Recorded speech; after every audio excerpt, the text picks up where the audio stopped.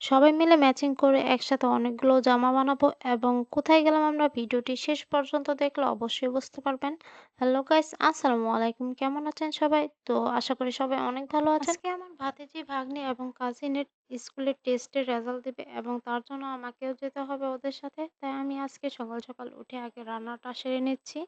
আমি কোথাও যাওয়ার আগে সবসময় রান্না করে যাই। কারণ বাহিরে গেলে জানা নেই যে কখন বাসায় ফিরবো। অনেক সময় দেরি হয়ে যায়। তাই আগে আমি রান্নাটাও সেরে ফেলি। আমি খুব শর্টকাট করে ডিম রান্না করছিলাম এবং আলু ভর্তা করে বাসা থেকে বের হয়ে পড়েছি স্কুলের জন্য। স্কুলে এসে তারা তো অনেক বেশি খুশি। তারা ৩ জনে এসএসসিতে অ্যালাউ হয়েছে। এই খুশিতে তাদেরকে আমার কিছুই তো দিতে হবে। তাই তারা বায়না ধরছে তাকে আমি কিছু থ্রি পিস কিনে দিতাম। তাদের ৩ জনকে সেম ডিজাইনের। তারা বলল তাদের নাকি গজ কাপড় সিলেক্ট করা আছে, পছন্দ করা আছে। তো আমাকে সেই দোকানে নিয়ে গেল। এখানে আমাদেরকে দেখাচ্ছিল। তারপর বারবার বলছিল এটা না সেইটা।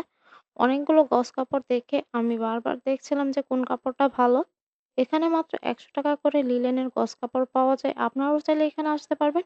এর লোকেশনটা হলো মুকুলনিকেতন স্কুলের মেয়েদের গেটের পেছন সাইডে টাংপট্টি রোড এবং বাসাবাড়ি মার্কেটের সামনেই।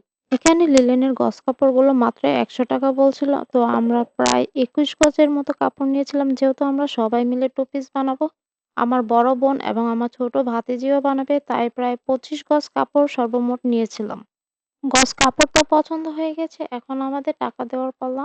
এই দেখেন কত বড় একটা বস্তা তার হাতে ঝুলিয়ে দিয়েছি এবং পরে এসেছি আমরা লেস কেনার জন্য। এখানে এসেছি অনেক ধরনের লেস পাওয়া যাচ্ছে এবং এখানে আমার কাজিন একটা আচার কিনে নিয়েছে। আমরা সবাই মিলেমিশে খাচ্ছিলাম। তারপর আমরা চলে এসেছি সব রকম বাজারে ব্যাগ কেনার জন্য এবং আমি বক্স কিনেছিলাম। টিস্যু বক্সটা দেখতে অনেক সুন্দর ছিল। আমরা প্রায় ২৫০০ নাকি ৳৩,০০০ মতো শপিং করেছিলাম।